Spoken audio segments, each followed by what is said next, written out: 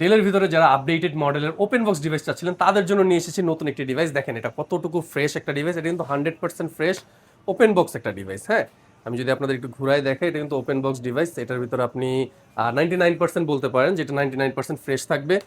Nano ভেজেলের এই ডিভাইসটা যদি আমি একটু দেখাই, দেখেন ফুললি ন্যানো ভেজেলের ডিভাইসটা, উইদাউট কি, ট্র্যাকলেস।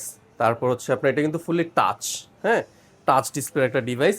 এইটা কিন্তু হচ্ছে আপনার 180 থেকেও একটু বেশি রোটেট হবে এটা, মানে নর্মালি 180 থেকে একটু বেশি রোটেট হয়।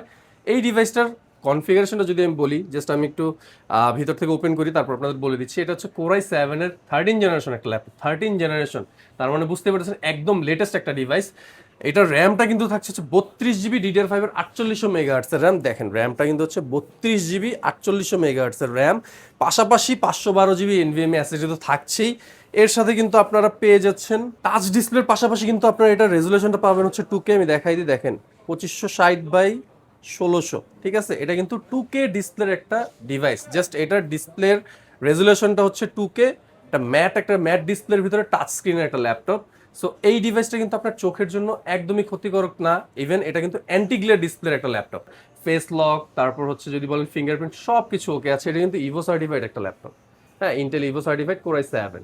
সো দেরি না করে এখনই যারা যারা এই ডিভাইসটা পারচেস করতে যাচ্ছেন, আমাদের স্ক্রিনে দেওয়া নাম্বারে যোগাযোগ করবেন। ধন্যবাদ।